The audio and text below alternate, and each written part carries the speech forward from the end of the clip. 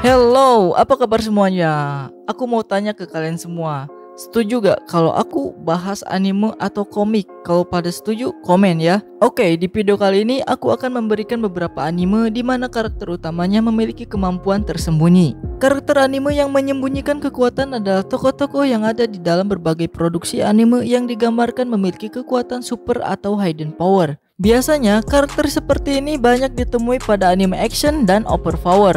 Namun gak menutup kemungkinan juga anime-anime bergenre slice of life, komedi, atau bahkan romance sekalipun punya tokoh hidden power di dalamnya. Ada banyak alasan mengapa tokoh-tokoh di dalam anime menyembunyikan kekuatan mereka. Bisa karena didasari oleh kepribadian mereka yang tertutup, mencegah diskriminasi, atau bahkan untuk menutupi tindak kejahatan atau tabiat buruk mereka. Oke, aku langsung saja ke videonya. Berikut 7 anime di mana karakter utamanya memiliki kemampuan tersembunyi. Sebelum kita lanjut ke videonya, jangan lupa untuk di like, subscribe, dan nyalakan loncengnya supaya kalian gak akan ketinggalan video-video terbaruku. Yang pertama ada Chrome Shield Regis. Anime ini menceritakan seorang laki-laki yang bernama Leyvon Alsev. Singkat cerita, setelah diusir dari kota kelahirannya, Leyvon Alsev pindah ke kota Juelny untuk melupakan masa lalunya sebagai pasukan elit dan memulai kehidupan baru yang sama sekali tidak berhubungan dengan pertempuran. Namun, karena kemampuan Leyvon sangat dibutuhkan bagi perlindungan kota, pemimpin Juelny, Kailan Los, justru kemudian mendaftarkannya di bagian ilmu seni militer. Ketika Leyvon bergabung dengan Peloton 17, satu persatu masa lalunya kembali ke kehidupannya. Dan pada saat yang sama, hal-hal aneh mulai terjadi dengan kota Juelny. Menurutku anime yang satu ini memiliki cerita yang bagus, baik pada sisi drama pencarian jati diri Leyvon maupun pada sisi misteri dunia yang menjadi settingnya. Namun ketika kedua sisi itu digabung menurutku kurang pas ya.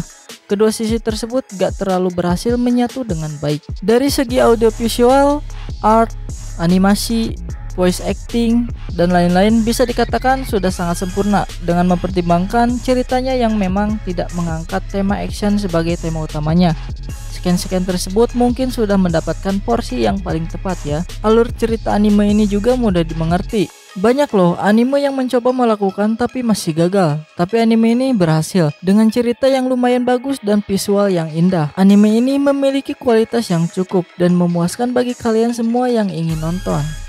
Yang kedua ada Toaru Majutsu no Index. Anime ini menceritakan sebuah di mana kota akademi adalah kota ilmu pengetahuan di mana hampir semua pelajarnya adalah seorang esper, manusia berkekuatan khusus. Semua esper dibagi sesuai sehebat apa kekuatannya dengan level dari 0 sampai 5. Kamijo Toma ialah anak SMA sekaligus esper yang memiliki kekuatan untuk menghilangkan segala kekuatan supernatural dengan hanya menyentuh memakai tangan kanannya. Meskipun begitu, Toma tetap termasuk esper level 0 karena kekuatannya tidak terlalu berguna dan kekuatan itu juga tampaknya selalu mendatangkan kesialan padanya. Suatu hari dia bertemu dengan seorang gadis bernama Index yang mengaku sebagai seorang penyihir dari gereja Inggris. Dia sedang dikejar-kejar karena dia memiliki 103.000 buku sihir terlarang. Karena kepeduliannya, Toma pun melindungi Index dari serangan para penyihir. Dimulailah pertarungan antara ilmu pengetahuan dan sihir. Menurutku jalan ceritanya cukup jelas ya, karena di episode satunya sudah diberitahu dan bisa membayangkan kurang lebih seperti apa kedepannya dari penjelasan dan genre anime ini. Dan anime ini tidak terlalu berfokus pada pertarungan melawan musuh saja, tapi nanti juga akan ada beberapa episode yang menceritakan keseharian Toma, Index, dan beberapa karakter lainnya. Dari segi karakter, art, dan action sudah cukup rapih ya pengemasannya. Kalau kalian bingung anime ini sebenarnya bercerita tentang apa, tinggal nonton saja di episode satunya. Di situ ada penjelasannya dan di situ pula juga akar cerita anime ini.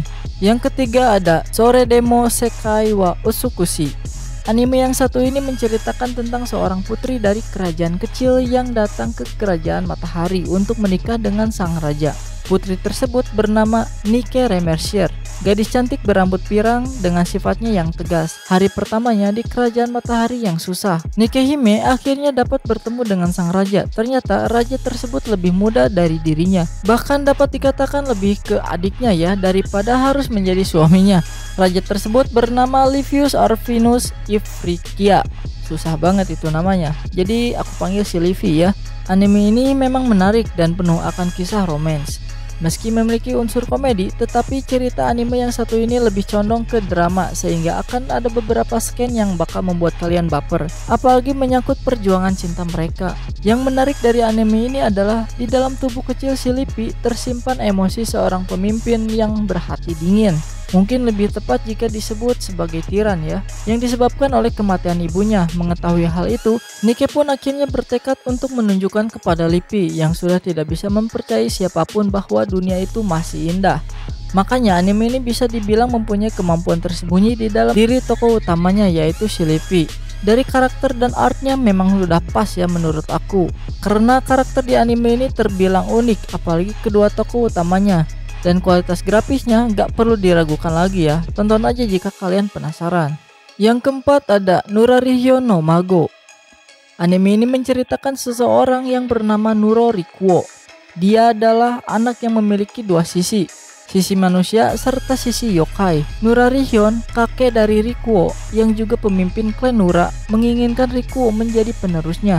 Tetapi untuk menjadi pemimpin klan Nura, mau tidak mau, Rikuo harus mengeluarkan sisi yokainya.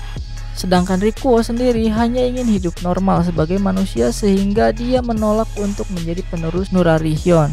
Menurutku alur ceritanya bisa dibilang sangat simple, gak menggunakan alur yang ribet gitu. Anime ini mengarah ke slice of life dan yokai. Seharusnya anime ini menggunakan genre drama bukan action, karena dari 24 episode hanya ada 10 kali pertarungan saja kalau gak salah ya, dan itu durasinya sebentar. Sisanya ya ngomong terus gitu, tapi masih worth it untuk ditonton. Dan juga ada beberapa komedi ringan dari awal sampai pertengahan, jadi mungkin kalian bisa lebih betah ya nontonnya. Yang kelima ada Sakugan no Sana. Anime ini menceritakan seorang anak SMA yang mengharapkan kehidupan normalnya terus berlanjut. Namun saat perjalanan pulang, ia menyaksikan pemandangan mengejutkan ketika dunia tiba-tiba berhenti. Orang-orang dilalap api biru dan sesosok monster yang menyerupai boneka besar memakan mereka. Saat monster itu mencoba memakan Yuji, tiba-tiba ada seorang gadis yang memegang pedang dan pakaian hitam. Mata dan rambut berwarna merah membara untuk menyelamatkan si Yuji. Menurutku anime ini sangat bagus karena di dalamnya bukan cuma pertarungan yang hebat aja, tetapi juga jalinan perasaan yang semakin kuat seiring berjalannya waktu di antara tokoh-tokohnya, terutama tokoh utama Sana dan Yuji. Suatu yang berbeda juga ditawarkan dalam anime ini, yaitu karakter-karakter yang cukup menonjol.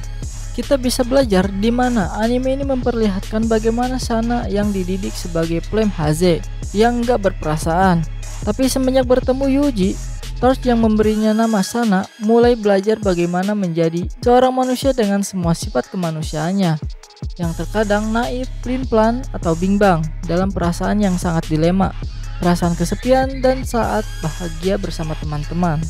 Yang keenam ada 07 Ghost atau 07 Ghost. Anime ini berpusat pada Taito Klein, seorang anak laki-laki amnesia berusia sekitar 15 tahun yang merupakan budak dan menjadi salah satu kadet di Akademi Militer Kekaisaran Basburg karena keahliannya yang menggunakan Jaipon. Jaipon adalah salah satu jenis kekuatan sihir yang mengubah daya hidup menjadi bentuk apapun yang diinginkan oleh pemiliknya. Kemampuan ini termasuk langka, tidak semua orang bisa memiliki dan mempelajari, sehingga orang yang memilikinya dianggap sebagai orang yang diberkati oleh Tuhan. Ada 3 tipe Jaipon, yaitu tipe offensive, healing, dan manipulation. Tapi offensive memiliki kekuatan serang yang besar dan cepat. Tipe healing memiliki kekuatan penyembuh dan dapat membagi kekuatannya dengan orang lain. Sedangkan tipe manipulation tergolong langka dan dapat memanipulasi suatu benda sesuka hatinya. Kalau nonton anime ini pertama kali mungkin kalian akan dibikin bingung ya, karena anime ini banyak karakter bisonen, yaitu laki-laki dengan wajah cantik. Ya, karena dari style gambarnya yang menggunakan antara shonen dan shoujo, yaitu laki-laki dan perempuan. Meskipun anime ini terkesan serius, anime ini juga menyelipkan beberapa adegan komedinya untuk membuat para penonton gak bosan. Bagi kalian yang demen banget lihat artwork yang rapih dan bisonen, monggo ditonton. Yang terakhir ada Parasit. Anime ini bercerita pada suatu malam.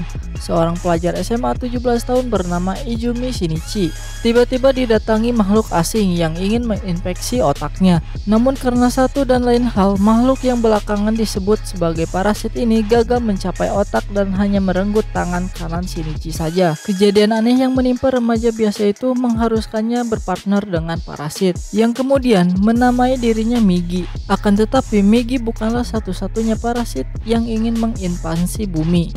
Terlebih lagi, parasit-parasit lain di luar sana malah memangsa manusia sebagai makanan mereka. Seperti yang ditawarkan sebelumnya, parasit memang menyajikan suguhan darah implisit dengan kuantitas yang tidak sedikit. Seperti gak ragu bila para karakter terbunuh secara brutal dan sadis, meski pada dasarnya hanya berupa gambar animasi. Tapi tetap saja terdapat beberapa adegan yang lumayan disturbing. Beruntung untuk yang tidak menyukai tipikal tontonan seperti ini, karena darah bukanlah menu utama di sini. Karena biarpun cipratan darah berlumuran di mana-mana, parasit juga sanggup menunjukkan sisi komedi dengan caranya sendiri. Kehadiran karakter yang konyol juga turut dihadirkan demi meredam ketegangan-ketegangan yang ada.